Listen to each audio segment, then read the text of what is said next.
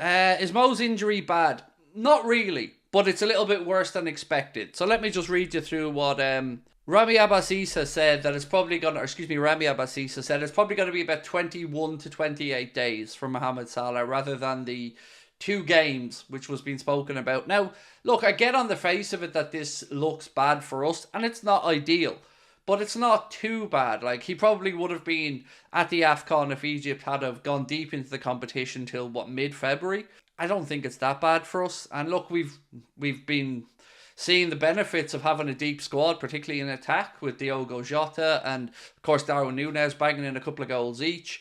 So look, what we do know is Mohamed Salah will be back doing his rehab at Kirby with the Liverpool medical team. And if by the time he is fit and available, Egypt are still in the AFCON, then I think the plan is for him to go back over and finish whatever rounds of the tournament remain.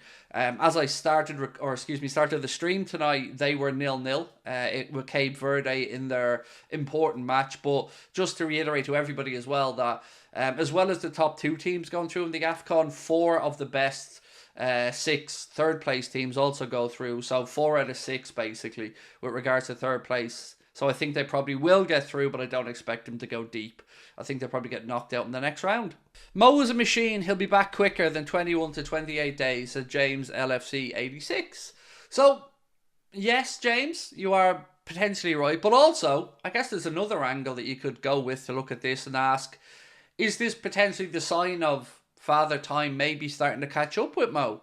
You know, he's been bulletproof for a good chunk of his career and certainly very, very, very reliable for Liverpool, and we've needed him over the years. But, you know, with all the demands of modern football, the sheer amount of games the footballers been asked to do, even players as professional and as hard working as Mo, you know, when you get to a certain age, your body just isn't what it used to be. So is this going to be a sign of the future, maybe? Or is this just an anomaly? Guess I don't have the answer to that question, but it's certainly another thing to weigh up when we're looking at the potential about new deals or longer term deals for him or any player over the age of 30, 31.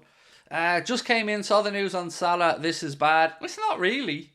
Again, like if he had gone deep in the AFCON, we would have been in the same position.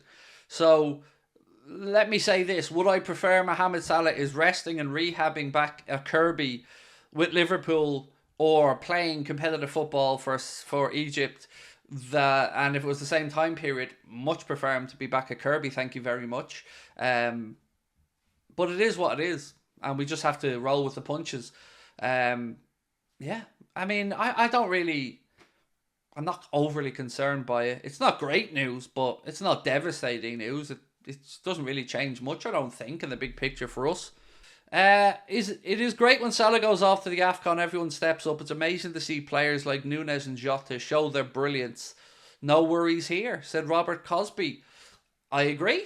I've said this before the tournament as well, Robert, that if there's any benefit to be had from players like Mo or Waturo going away, it's that it lets us see what life might be like or what the options would be if there wasn't a Mo, or if he moved on, or if, you know, if McAllister will be the answer at 6, or will it be Watoro when he comes back? These are questions that are interesting to ask, and as you've said, the boys are certainly starting to step up, and Darwin bagged a brace, Jota bagged a brace, got an assist. Good to see Conor Bradley get an assist. Gomez got a great assist as well.